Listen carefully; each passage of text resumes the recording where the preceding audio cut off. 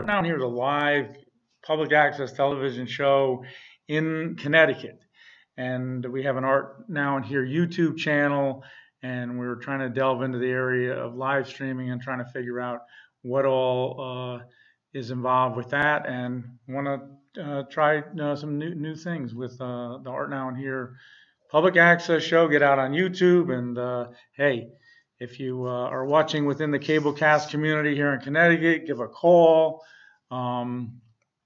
And love to hear from anybody, or even if you're out of the area, if you're in the YouTube universe, you can call in 860-440-3154.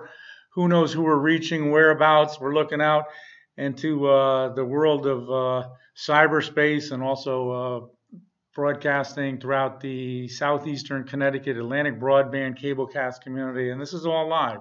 So we're trying to figure it out on the fly. A lot of interesting things going on. We just finished the Kickstarter campaign for the hygienic art in New London, Connecticut, and that was successful. We raised $10,000, well, $10,600. We had 60 backers pledge $10,000, over $10,000, and we had Carriage House of New London, the local Mercedes-Benz dealership, hopped on and put in a matching grant, and that put us over the top yesterday on the Kickstarter campaign. And it's really great. It was a lot of fun to do the Kickstarter campaign. The Kickstarter campaign was really a great learning experience. I'm a big fan of Kickstarter. Learned a lot. Presently, I noticed there's 4,900 projects live on Kickstarter. So you have the opportunity to really get out, get your message out there, reach a wide audience, and create community as well as raise money. So there's all sorts of residual benefits for being involved with Kickstarter. I'm a big fan of Kickstarter. I learned a ton from putting together the video and then putting together the campaign page, and just having a lot of fun with the whole thing. And it was really great.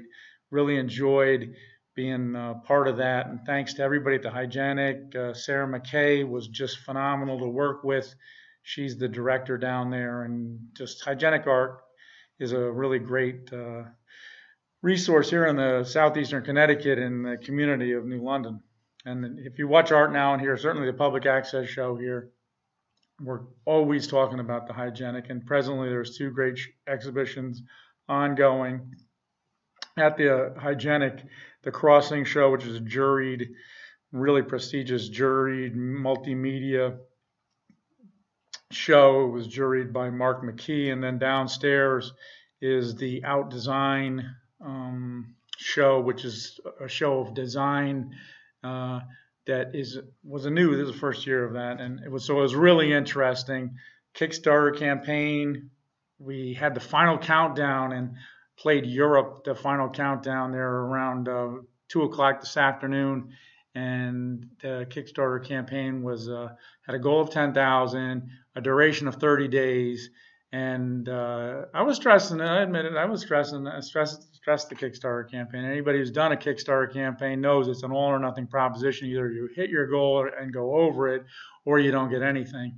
And we were at the $5,000 level just a few days ago, and then, as I said, Carriage House of New London, the local Mercedes-Benz dealership, hopped in and did a matching pledge and put us over the top. So really excited. Now we got to put out the rewards. Looking forward to it.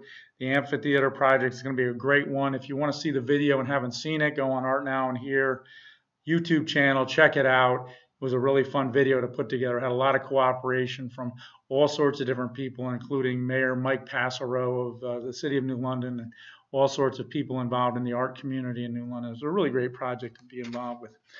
Anyway, big fan of hygienic art and big fan of Kickstarter. So what's up with this NCAA men's basketball game Monday night? Was this the worst? Hands down, I'll say it. It was the worst NCAA men's tournament final game ever by far. I mean, all due respect to both teams, they had a ton of talent, but the referees could not let this game ever get in any flow. I'm sure you've heard the rants before. I might as well chime in about it because I'm a basketball purist from way back. Grew up playing a ton of basketball, played basketball and followed the ABA, the NBA, was a big fan of Lou Alcindor and then Kareem Abdul-Jabbar, Magic Johnson, Larry Bird, Dave Cowens was really my favorite player when I was a young kid, emulated my game to a large extent behind those players. I love basketball, big fan obviously of Michael Jordan and then some of the current players. De'Aaron Fox for Kentucky was just a tremendous player. I was disappointed when I saw Kentucky get eliminated. I thought De'Aaron Fox was really one of the really stellar players I've seen in a long time playing the game of basketball. I'm really looking forward to seeing more of him. But what happened with this championship game? It was horrible. I mean, it was difficult to watch. I watched most of the first half and then the whole second half. The referees could not let this game get any flow. It had that deal where it was played on one of those elevated floors in a larger arena than the kids were used to playing in, so that it was really disoriented. So the depth perception is really tough in those arenas. If anybody's played basketball in that type of setting, it throws your depth perception off to be playing in a arena that's elevated in the middle of a huge space. And so there was a horrible, really bad shooting by both teams, but I think it was more had to do with the fact that the game just had no flow. The referees would not let this game get going. I don't know what happened. It was an amazing meltdown, and I'm asking myself, where's the people to pull these referees aside and say, listen, just put the whistle in your pocket for 5 minutes and let these guys play. There were just some of the worst ticky-tack fouls. Both teams were in foul trouble almost from the middle of the first half. They were shuffling players in and out the second half, trying to nurse their players through with the 5-foul limit. But what a horrible game. It was really a shame because I'm a big basketball fan. I remember some of the all-time great games. Last year was a really exciting ending. It was almost anticlimactic. North Carolina went on a little run. They went up by 5 late, and that was sort of it. They had one run, and it was basically they were close, but it was just both teams played really horribly.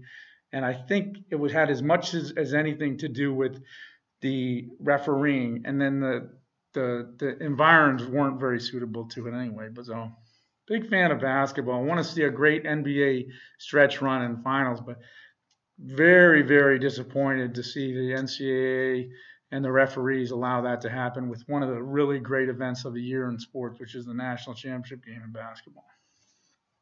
Anyway, that's my little rant about college basketball and the game.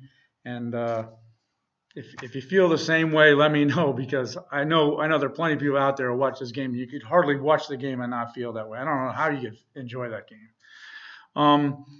Friday night, I was out at the Velvet Underground, which is a really, really neat space in Stonington, Connecticut.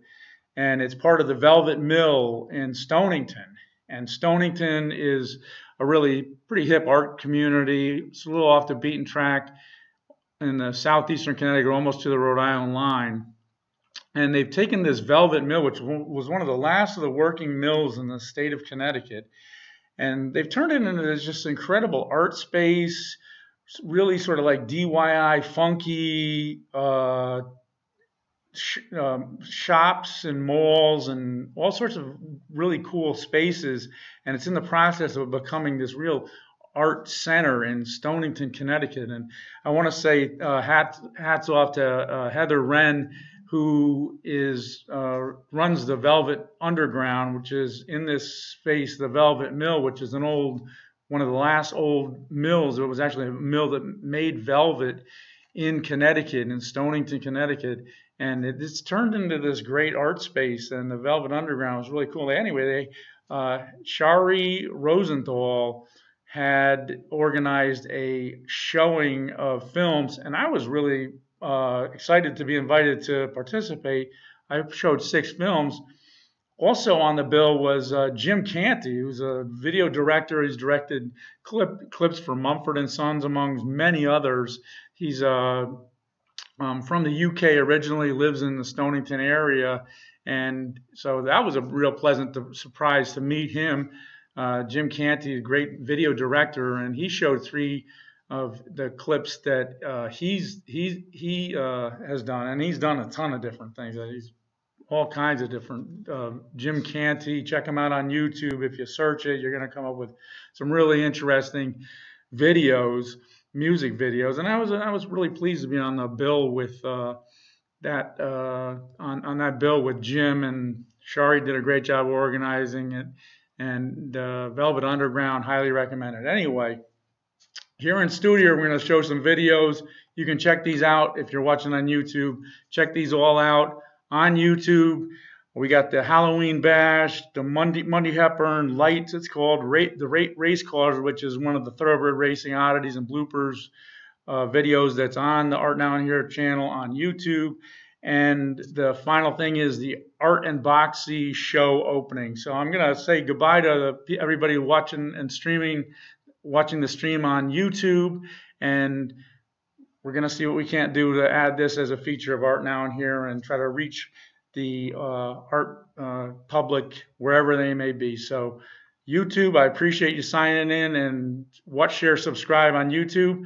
And Joe, if we could at this point, let's go to the videotape, as Warner Wolf used to say, and play that DVD compilation.